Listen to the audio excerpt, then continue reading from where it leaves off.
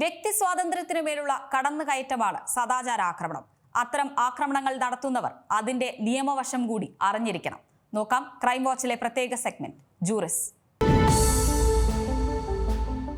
സദാചാര police, moral policing.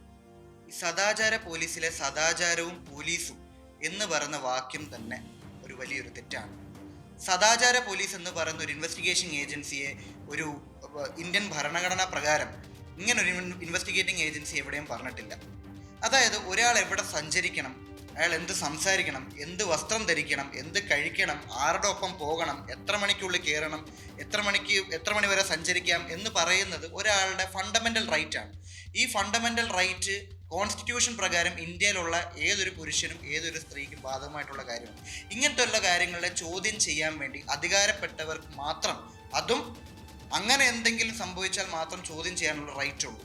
ഈ റൈറ്റിൽ ഒരിക്കലും ഈ സദാചാര പോലീസ് എന്ന് പറയുന്ന സദാചാരം ഗുണ്ടായിസമായി കണ്ടിരിക്കുന്ന ആളുകൾക്ക് ഇടപെടാനുള്ള യാതൊരു അവകാശമില്ല.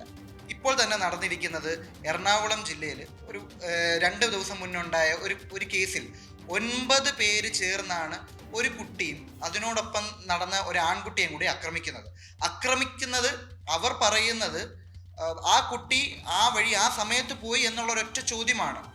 9 പേര് ചേർന്ന് ഒരു പെൺകുട്ടിയെ അവരുടെ വഴി തടസ്സം ചെയ്യുകയും അതിനോടൊപ്പം തന്നെ അവരെ ഉപദ്രവിക്കുകയും അവരെ ശാരീരികമായിട്ട് ബുദ്ധിമുട്ട് വരുത്തുകയും അവരിപ്പം കൊല്ലം ഹോസ്പിറ്റലിലാണ്.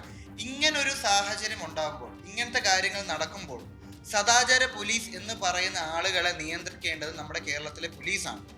ആ ജോലി ചെയ്യാൻ തക്കതായിട്ടുള്ള രീതിയിൽ പോലീസിന് അതിൻ്റേതായിട്ടുള്ള എല്ലാ അവകാശങ്ങളും ഉണ്ട്. പക്ഷേ സദാചാര പോലീസ് എന്ന് പറയുന്ന ഒരു വിഭാഗം ആൾക്കാർ, സോഷ്യൽ സെക്യൂരിറ്റിക്ക് വേണ്ടി പ്രവർത്തിക്കുന്ന ആൾക്കാർക്ക് അതിന് യാതൊരു പങ്കുമില്ല. ഇപ്പോൾ തന്നെ ഇങ്ങനെ ഈ ഒരു കേസ് നടന്നപ്പം ആ സ്ത്രീക്ക് എതിരെ ഈ പറഞ്ഞ പെൺകുട്ടി, 22 വയസ്സുള്ള പെൺകുട്ടിക്കെതിരെ ചെന്നത് 9 പേരാണ്. ആ 9 പേരുടെ ഇന്റൻഷൻ എന്താണെന്ന് നമുക്കറിയില്ല. ആ 9 പേര് ആ കുട്ടിയുടെ സമ്മതമില്ലാതെ ആ കുട്ടിയുടെ ശരീരത്തിൽ പിടിക്കുമ്പോൾ തന്നെ അത് തന്നെ ഒരു തെറ്റാണ്. അവരുടെ മോഡസ്റ്റിയെ ചോദ്യം ചെയ്യുന്നതാണ്. അങ്ങനൊരു മോഡസ്റ്റിയെ ചോദ്യം ചെയ്ത് കഴിഞ്ഞാൽ ഇവർ മനസ്സിലാക്കേണ്ടത് ഇവർ ചെയ്യുന്ന സോഷ്യൽ ഇമ്പാക്റ്റിന് വേണ്ടിയല്ല, ഇവർ ചെയ്യുന്ന ഒരു ക്രിമിനൽ തെറ്റാണ്. ഒരു ഇന്ത്യൻ ലോയോ ഒരു ആക്ടോ ഒരു രീതിയിലും സമ്മതിക്കാത്ത വൈരുദ്ധ്യമായിട്ടുള്ള രീതിയിലുള്ള കാര്യങ്ങൾ ചെയ്യുമ്പോൾ അത് ക്രിമിനൽ നടപടിക്കുള്ളിൽ വരുന്നതാണെന്നുള്ളത് കാര്യം മനസ്സിലാക്കണം. ഇതൊരിക്കലും ഒരു സദാചാര പോലീസിംഗ് എന്നല്ല പറയുന്നത്, അതൊരു സദാചാര ഗുണ്ടായിസം തന്നെയാണ്. ഈ പറയുന്ന കേസുകൾ ഇപ്പോൾ കേരളത്തിൽ ഒട്ടേറെ വരുന്നൊരു സാഹചര്യമുണ്ട്. ഇങ്ങനെ വരുമ്പോൾ തന്നെ അതിനു വേണ്ടി ആക്ഷൻ എടുക്കാൻ വേണ്ടിയാണ് പോലീസ് ഉള്ളത്. ഇങ്ങനൊരു സാഹചര്യം നമ്മുടെ ചുറ്റുപാട് നടക്കുമ്പോൾ ഈ പറയുന്ന ആളുകൾക്ക് എന്ത് അധികാരമാണുള്ളത്? ഒരു സ്ത്രീയോ അല്ലെ ഒരു പുരുഷനോ അല്ലെ ആരാണേലും, ഒരു മൂന്നാമതൊരു ഏതൊരു വ്യക്തിയാണെങ്കിലും അവരെ തടയാനോ അവരെ ചോദ്യം ചെയ്യാനോ ഇവർക്ക് എന്താണ് അധികാരമുള്ളത്? അവർക്ക് ആരാണ് അധികാരം കൊടുത്തിട്ടുള്ളത്? അങ്ങനെയുള്ള അധികാരം ആർക്കും കൊടുത്തിട്ടില്ല. അവർക്ക് ചെയ്യാൻ പറ്റുന്നത് ഇവിടെ ഈ പറയുന്ന രീതിയിൽ സർക്കാർ അനുഷ്ഠിച്ചിട്ടുള്ള, സർക്കാരുടെ കീഴിൽ വർക്ക് ചെയ്യുന്ന ഒരു ഇൻവെസ്റ്റിഗേറ്റിംഗ് ഏജൻസി ഉണ്ട്, അതിനെയാണ് പോലീസ് എന്ന് പറയുന്നത്. ഈ പോലീസിനെ വിവരം അറിയിക്കുകയും പോലീസ് അതിൻ്റെ ബാക്കി കാര്യങ്ങൾ നോക്കുകയാണ് ചെയ്യേണ്ടത്. ഈ പറയുന്ന കാര്യങ്ങളിലൊന്നും ഈ നടക്കുന്ന കേരളത്തിൽ നടക്കുന്ന പല കേസുകളും നമുക്കറിയാം. ഓരോ ആൾക്കാരും ഈ പറയുന്ന നന്മകൾ ചെയ്യാൻ വേണ്ടിയാണ് എന്ന് പറഞ്ഞുണ്ടാക്കുന്ന സദാചാര പോലീസുകൾ അവർ ചെയ്യുന്നത് കയ്യേറ്റം ചെയ്യാണ്. അവർക്ക് ആരാണ് അധികാരം കൊടുത്തത്? ഒരാളെ കയ്യേറ്റം ചെയ്യാൻ വേണ്ടി എന്ത് നിയമങ്ങളാണുള്ളത്? അങ്ങനെ ഒരു നിയമം ഒരിക്കലും ഇല്ലാത്ത സ്ഥിതിക്ക് ഇവർ ചെയ്യുന്നത് ശരിയാണോ തെറ്റാണോ?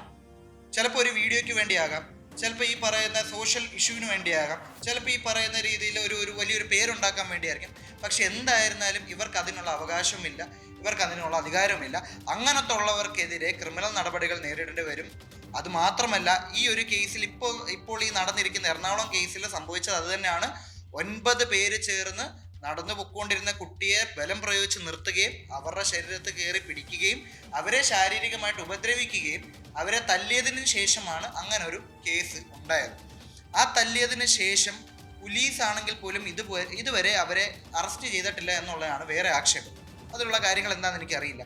പക്ഷേ ഇങ്ങനൊരു കേസ് വന്നാൽ, ഒരു 9 പേര് വരുന്ന ഒരു കേസ് വന്നാൽ, ആ സാഹചര്യത്തിൽ ഒരു സ്ത്രീക്ക് ഇങ്ങനൊരു ബുദ്ധിമുട്ടുണ്ടായാൽ അത് പോലീസിൻ്റെ കർത്തവ്യമാണ് അങ്ങനെയുള്ള ആൾക്കാരെ അറസ്റ്റ് ചെയ്യുക. കാരണം ഇങ്ങനത്തെ കാര്യങ്ങൾ ഇപ്പോൾ സ്ഥിരമായിട്ട് നടക്കുമ്പോൾ ഇതിൽ കിട്ടുന്ന ഒരു മെസ്സേജ്, ഒരു സോഷ്യൽ മെസ്സേജ് മറ്റൊന്നുമല്ല ഇവിടെ ഇങ്ങനെയൊക്കെ ചെയ്താലും സർവൈവ് ചെയ്ത് പോകാൻ പറ്റുമെന്ന്. അങ്ങനെയുള്ള ഒരിക്കലുമല്ല. Section 354 outraging the modesty of woman section 223, 224, 226 ഇതെല്ലാം ആട്രിബ്യൂട്ട് ചെയ്യുന്ന കേസുകൾ കേരളത്തിൽ ഉണ്ടാവാറുണ്ട്. അതിനെല്ലാം പോലീസ് തക്കതായിട്ടുള്ള ഒരു ആക്ഷൻ എടുക്കാറുമുണ്ട്. പക്ഷേ നിർഭാഗ്യവശാൽ ഈ ഒരു കേസിൽ അങ്ങനത്തെ കാര്യങ്ങളൊന്നും ചെയ്തിട്ടില്ല. അതിനെപ്പറ്റി ഞാൻ കൂടുതലൊന്നും സംസാരിക്കില്ല. പക്ഷേ അറിഞ്ഞിടത്തോളം ഈ പറയുന്ന 9 പേര് ചെയ്ത കുറ്റം ക്രിമിനൽ നടപടിക്കെതിരെയാണ്. അതിലുപരി ഈ ഇന്ത്യ മഹാരാജ്യത്ത് ഒരാൾ എന്ത് ധരിക്കണം, ഒരാൾ എവിടെ പോകണം, ഒരാൾ എന്ത് കഴിക്കണം, ഒരാൾ ആരുടെ കൂടെ സംസാരിക്കണം, ഒരാൾ ഏത് സമയത്ത് കയറണം, അയാൾക്കുള്ള അൺലിമിറ്റഡ് ഫണ്ടമെൻ്റൽ റൈറ്റ്സ് കോൺസ്റ്റിറ്റ്യൂഷൻ പറഞ്ഞിട്ടുണ്ട്. ആ കോൺസ്റ്റിറ്റ്യൂഷൻ പ്രകാരം അത് ചോദ്യം ചെയ്യാൻ ഇതുവരെ ആർക്കും അധികാരം ലഭിച്ചിട്ടില്ല. അങ്ങനെ ചെയ്യുന്നത് തെറ്റാണ്, അതൊരു ക്രിമിനൽ കുറ്റകരമാണ്. അങ്ങനെ ഒരു ക്രിമിനൽ കുറ്റകരം വന്നു കഴിഞ്ഞാൽ ഇപ്പോൾ ഈ രജിസ്റ്റർ ചെയ്ത FIR പോലെ തന്നെ സമാനമായിട്ടുള്ള FIRകൾ ഇനിയും വരും. അങ്ങനെ വന്നു കഴിഞ്ഞാൽ നിങ്ങൾക്ക് ഈ പറയുന്ന സദാചാര പോലീസുകാർക്ക് പ്രത്യേകിച്ചൊന്നും ചെയ്യാനില്ല. നിങ്ങൾ നിയമ നടപടികൾ നേരിടുക എന്നുള്ളത് മാത്രമേ ഉള്ളൂ. ഏറ്റവും പുതിയ വാർത്തകളും വിശേഷങ്ങളും വിരൽ തുമ്പിലറിയാൻ സീ മലയാളം ന്യൂസ് എല്ലാ ഡിജിറ്റൽ പ്ലാറ്റ്ഫോമുകളിലും ലഭ്യം.